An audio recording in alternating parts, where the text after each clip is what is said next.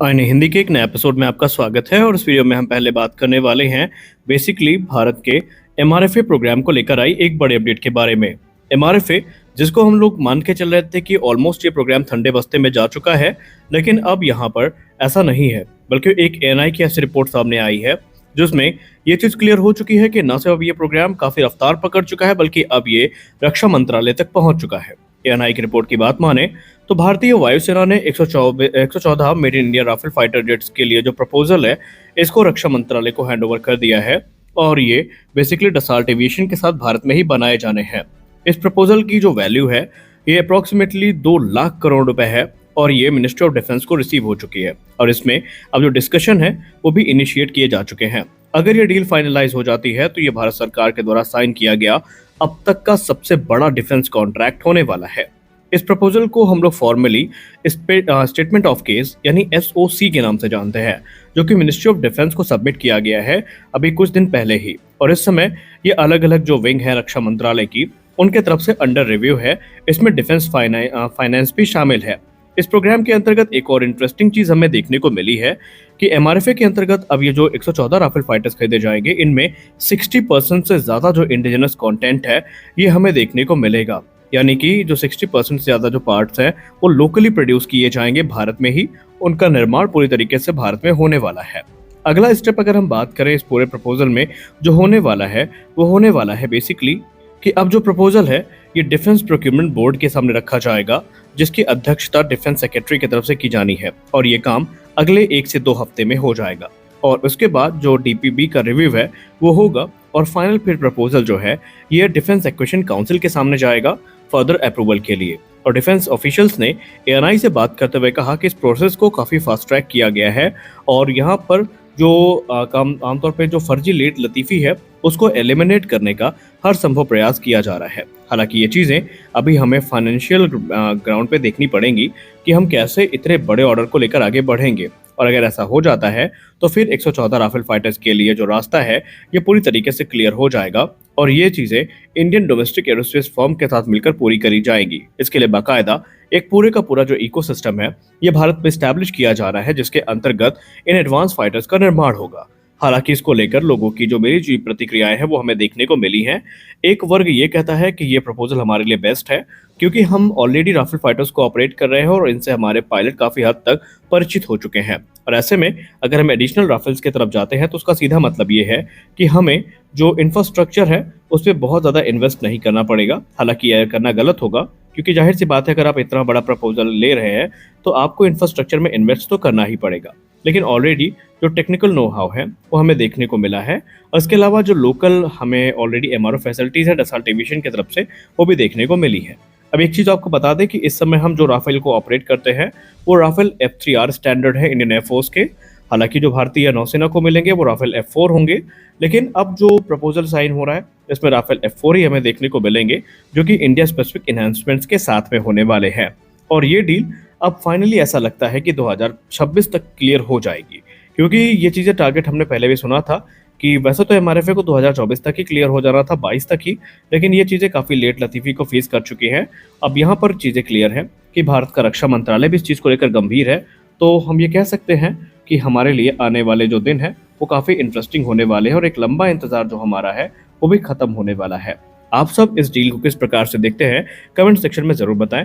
क्या आपको लगता है कि हमने काफ़ी देर कर दी है या अभी भी यह डिसीजन ऑन टाइम है? आप इसको लेकर क्या सोचते हैं ज़रूर बताएं। हमारी अगली बड़ी अपडेट आ रही है जनरल इलेक्ट्रिक F404 इंजन को लेकर के। फाइनली अगस्त में अपने टाइमलाइन को मिस करने के बाद जनरल इलेक्ट्रिक ने F404 के एक और इंजन को डिलीवर कर दिया है, या यूँ कह ले तीसरा F404 इंजन जो है ये भारत को डिलीवर कर दिया गया है। इस बात की पुष्टि हिंदुस्तान एरोनॉटिक्स लिमिटेड की तरफ से हो चुकी है कि US tech giant general electric ने जो तीसरा F404 इंजन है ये इंडियन एयरफोर्स के लिए डिलीवर कर दिया है, जिसका मतलब ये है कि अब जो एयरक्राफ्ट है इनके लिए डिलीवरी के रास्ते पूरे तरीके से आसान होने वाले हैं। गौर करने वाली बात एक ये है कि जनरल इलेक्ट्रिक की तरफ से ये प्रॉमिस किया गया है कि इसी महीने यानी सितंबर में टोटल 5 इंजन जो है वो डिलीवर किए जाने हैं। यानी कि 5 इंजन का मतलब ये है कि जो अभी टाइमलाइन मिस हुई है उसको सितंबर महीने में कैटर किए जाने का जो टारगेट है वो रखा गया है। और इसको लेकर एचएएल ने खुद इस बात को कंफर्म कर दिया है कि इस तीसरे इंजन के बाद एक और इंजन जो है वो अभी यहाँ पर शेड्यूल किया गया है, जो कि हमें किसी भी क्षण मिल सकता है। हालांकि 5 इंजन को लेकर के अभी भी जो संशय के बादल हैं वो मंडरा रहे हैं, क्योंकि जनरल इलेक्ट्रिक पहले भी दावा कर चुका है, बाद में टाइमलाइन मिस हो जाती है। लेकिन इतना क्लियर है कि हमें कम से कम 2 से 3 इंजन तो मिल ही जाएंगे अगर 5 नहीं मिलते हैं तो। एचएएल ने अपने स्टेटमेंट में ये कहा कि अब क्योंकि इंजन की डिलीवरी जो है ये डिले हो चुकी है और शुरू हो चुकी है, तो इसका मतलब ये है कि अब तेजस मार्क 1A भारतीय वायुसेना में एक नियमित समय अंतराल में हमें देखने को मिलेंगे। जनवरी 2021 को भारत की कैबिनेट कमेटी ऑन सिक्योरिटी ने जब 83 तेजस मार्क 1A की डील को फाइनलाइज किया था, तो उस समय यही एक समस्या थी कि इंजन हमें कब से मिलेंगे, क्योंकि इनकी डिलीवरी टाइमलाइन पूरी तरीके से जो F404 इंजन है इन पर ही आश्रित थी। और क्योंकि अब इनकी डिलीवरी शुरू हो चुकी है, तो इसका मतलब ये है कि ऑफिशियली हमें तेजस मार्क 1A की डिलीवरी भी देखने को मिलने वाली है। रिपोर्ट्स इंगित करती हैं कि भारतीय वायुसेना अब यहाँ पर अक्टूबर का वेट कर रही है, क्योंकि अक्टूबर को लेकर उनका ये मानना है कि इंडियन एयरफोर्स डे के दिन जो पहला एयरक्राफ्ट है उसको ऑपरेशनलाइज कर दिया जाएगा, पूरी तरीके से कमीशन कर दिया जाएगा, और ऐसे उसके बाद जो बाकी के एयरक्राफ्ट है वो हमें देखने को मिलेंगे। अब बात करें 83 तेजस एयरक्राफ्ट की, तो यहाँ पर 8 वर्ष से पहले ही इन एयरक्राफ्ट को डिलीवर करने का टारगेट रखा गया था जब ये डील फाइनलाइज हुई थी, लेकिन इंजन डिले के चलते कहीं ना कहीं ये टाइमलाइन हमने मिस करी है। लेकिन अब एचएएल की बात माने तो वो पहले 3 एयरक्राफ्ट जो है वो ऑलरेडी इसी साल डिलीवर करने के बारे में प्लान कर रहे हैं, और उसके बाद 2026 से 16 से 18 एयरक्राफ्ट प्रति वर्ष की दर तक वो डिलीवर करने में सक्षम होंगे। हालांकि प्रेजेंटली बात करें तो इस समय 2 प्रोडक्शन लाइन पूरी तरीके से ऑपरेशनल है, और तीसरी नासिक में जो है वो भी इस समय प्रोडक्शन शुरू कर चुकी है और पहले एयरक्राफ्ट को रोल आउट भी कर चुकी है। और क्योंकि हमने ये देखा है कि तकरीबन 8 प्लेन जो है ये पूरी तरीके से डिलीवरी के लिए तैयार है, तो इसका मतलब ये है कि इस फाइनेंशियल ईयर के खत्म होने से पहले 10 से 12 एयरक्राफ्ट जो हैं ये एचएएल की तरफ से इंडियन एयरफोर्स को डिलीवर कर दिए जाएंगे।